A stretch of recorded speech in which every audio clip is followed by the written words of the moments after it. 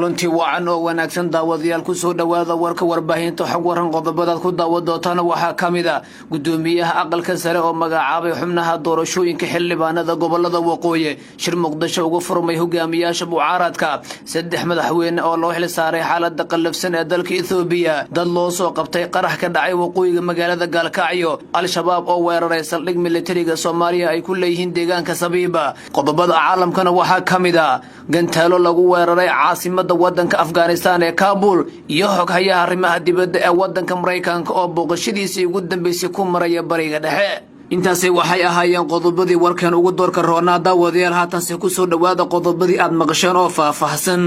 gudoomiyaha aqalka sare mudane Cabdi Haashi Cabdullaahi ayaa maanta magacaabay 8 xubnood ee guddiga deegaan doorashada xildhibaanada ka soo jeeda gobolada waqooyi ee Somaliland isagoo hore u magacaabay 4 xubnood oo heer federaal doorashooyinka iyo khilaafaadka ah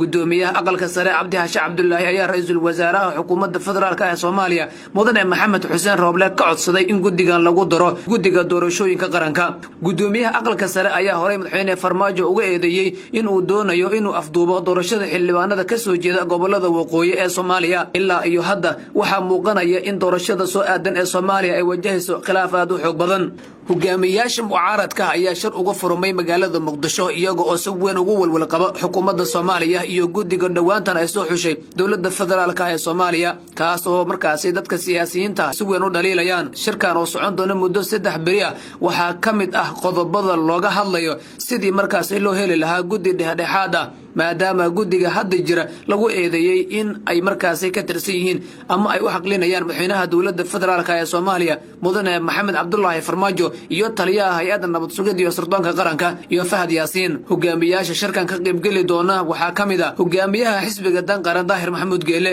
hogaamiyaha xisbiga wadajir Cabdiraxmaan Abdishakuur Warsame ra'iisul wasaarihii hore ee Soomaaliya labadii madaxweyne ee hore Xasan Sheekh Maxamuud iyo Sheekh Shariif Sheekh Axmed hogaamiyaha xisbiga Ilaas Abdulqaadir Cusuble iyo xubno kale oo ka tirsan mucaaradka ayaa qorshuhu yahay in kulankan ay ka qayb galaan dhammaan mas'uuliyiinta aan kor ku soo xusnay ayaa 24 saac la soo dhaafay si weyn u hadalhayay xaaladda Soomaaliya si gaar ah doorashooyinka Xasan Ali Khayre ra'iisul wasaarihii hore ee Soomaaliya ayaa warbaahinta u sheegay in xukuumadda Soomaaliya ay doonayso muddo kororsi iyo sidoo kale in doorashada ay afduubto si mar labaad ay u soo laabtaan madaxda hadda talinaysa oo ugu horeeyo Maxamed Cabdullaahi Farmaajo madaxweynaha dawladda federaalka ee Soomaaliya gudoomiyaha ururka midowga Afrika madaxweyne Cyril Ramaphosa ayaa shakhsiyaad caan ah u magacaabay xalinta dhibaatada ka taagan wadanka Itoobiya si gaar ah in la dhexdhexaadiyo xukuumadda dhexe Itoobiya iyo maamulka Tigreega ee TPLF la yiraahdo mas'uuliyiintan uu magacaabay madaxweynaha wadanka Koonfur Afrika ahna gudoomiyaha ururka midowga Afrika Cyril Ramaphosa ayaa waxa kamid ah Jukwim Kisana oo ah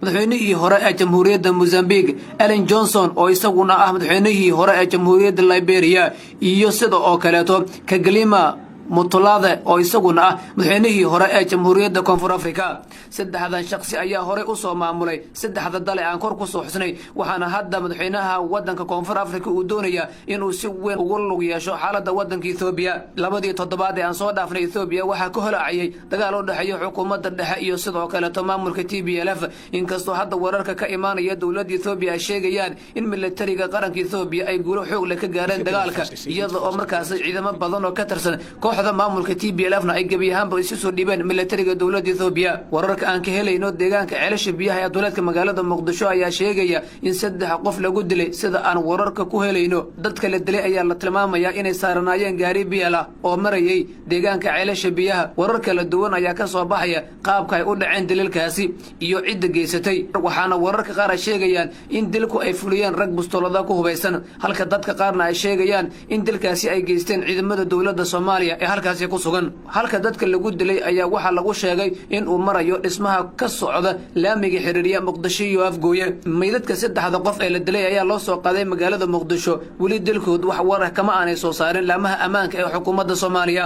inta badan jidka u dhaxeeya Muqdisho iyo Afgooye ayaa waxa ka dhacay weeraro inkastoo inta badan lagu eedayo inay geystaan dagaalamayaasha al-shabaab waqooyiga magaalada Gaalkacyo saacadii la soo dhaafay waxa ka soconayay howlgallo aad u xoog badan oo ay sameynayaan booliiska maamul goboleedka Puntland ka gadal markii xalay la weeraray ciidamo ka tirsan booliiska Puntland. Saraakiisha ciidamada booliiska Puntland ee magaalada Gaalkacyo hal qof oo shacab ah ayaa la sheegay weerarka lala beegsaday ciidamada Puntland inuu ku geeriyooday halka ugu yaraantii 2 askari oo markaasi ka tirsan ciidamada maamulka Puntland ay ku dhaawacmeen waqooyiga magaalada Gaalkacyo. Saraakiisha booliiska Puntland ayaa warbaahinta u sheegay in 3 qof ay u soo qabteen falkii halkaasi ka dhacay iyadoo oo welina baaritaanadu ay soconayaan. Madaxweynaha maamulka Somaliland Muuse Biixi Cabdi ayaa lagu eedeeyay inuu la saftay gudoomiyaha aqalka sare ee baarlamaanka Soomaaliya Mudane Cabdi Xashe Cabdilaahi maadaama ay isku hayaan qaabka loo soo xulayo xildhibaanada baarlamaanka Soomaaliya ee ka soo jeeda Somaliland ama gobolada waqooyi. Ra'iisul Wasaare ku-xigeenka Soomaaliya Mudane Mahdi Maxamed Guuleed Khadar waxaa la sheegay Muuse Biixi Cabdi in khilaafka u dhaxeeyo ra'iisul wasaare xigeenka Soomaaliya Mahdi Guuleed iyo Cabdi Xashe Cabdilaahi uu kala hiiliyay oo hadda Muuse Biixi uu taageerayo gudoomiyaha aqalka sare Cabdi Xashe Cabdilaahi. xogayaha xisbiga wadani Khadar Xuseen Cabdi ayaa warbaahinta u sheegay inay ceeb tahay in madaxweyne Muuse Biixi Cabdi uu la kala safado Mahdi Maxamed Guuleed Khadar ra'iisul wasaare ku-xigeenka Soomaaliya iyo Cabdi Xashe Cabdilaahi gudoomiyaha aqalka sare. waxaana uu sheegay xogayaha xisbiga wadani in qof kasta oo jooga magaalada Muqdisho isla markaana ogol midnimada Soomaaliya uu dambi ka galay Somaliland sidoo isagu hadalka u dhigay. waxaa muuqanaysa in maamulka Somaliland hadda ay ku lug yeelanayaan murashaxiinta markaasi u tartamaya xildhibaanada baarlamaanka Soomaaliya ee ka imaanaya gobolada waqooyi. inkastoo Somaliland ay sheegto in Soomaaliya inteeda kale ay ka go'day haddana waxaa muuqanaya in mar walba ay ku lug leedahay marxaladda siyaasadeed ee ka jirta gudaha dalka Soomaaliya. wararka aan ka helayno gobolka Shabeellada Hoose ayaa tilmaamaya in militariga Soomaaliya si gaar ah kuwa markaasi fariisanka ku leh deegaanka Sabiib ay weerar ku qaadeen dagaalamayaasha Al-Shabaab. dadka shacabka ayaa warbaahinta xog waran media u sheegay in diryanka madaaficida iyo markaasi rasaasta xooggan ee labada dhinac isdhaafsanayeen ay maqleeyeen waxaana ilaa hadda aan la ogeyn khasaaraha kala gaaray labada dhinac. goobjoogayaashu waxa ay sheegeen in dagaalkan uu saacado qaatay inkastoo iyagu aanay si dhab ah u xaqiijin karin khasaaraha goobta ka dhashay. militariga qaranka ee jooga gobolka Shabeellada Hoose ayaa inta badan wajahaya weeraro xoog leh oo kaga imaanaya dagaalamayaasha Al-Shabaab. deegaanka Sabiib Dhoomar waxa ku dagaalamay militariga qaranka Soomaaliya iyo dagaalamayaasha Al-Shabaab. xogayaha arrimaha dibadda ee wadanka Mareykanka Mr. Mike Pompeo ayaa socdaalkiisii ugu dambeeyay ku maraya bariga dhexe si gaar ah isu tag Imaaraadka Carabta. Pompeo ayaa doonaya inuu xaqiijiyo bilaayin dollar oo markaasi xukuumadda Abu Dhabi ay hub ugu iibsanayso Mareykanka taas oo Mr. Pompeo uu sheegay in ay sabab u tahay xiriirka soo wanaagsanaanaya ee maamulka Yahuudda iyo isu tag Imaaraadka Carabta. xogayaha arrimaha dibadda ee wadanka Mareykanka Mike Pompeo ayaa ka walwal qaba in haddii maamulka madaxweyne Joe Biden ay xafiiska yimaadaan dib ay heshiiskaasi ugu laabtaan. ugu yaraantii 8 gantaal oo xoog leh ayaa lagu garaacay caasimadda wadanka Afghanistan ee Kabul. 8 qof oo shacab ah ayaa la sheegay inay ku dhaawacmeen inkastoo ilaa iyo hadda aan dhimasho la warin. tan iyo markii ay wada hadallada u bilowdeen dagaalyahanada ururka Taliban iyo xukuumadda dhexe xaaladda wadanka Afghanistan waxa ay ahayd mid yara degan inkastoo meelaha qaar la sheegayo in weeraro xoog leh ay ka soconayeen. kooxda ururka Taliban ayaa wacd ku maray inaanay dagaalka joojin doonin ilaa markaasi xukuumadda wadanka Afghanistan ay ogolaato talabka dagaalyahanada ururka Taliban. diblomaasiyiin reer galbeed kuwa Amerikaan ah iyo kuwa kale oo caalami ah ayaa ku sugan magaalada Doha ee caasimadda wadanka Qatar.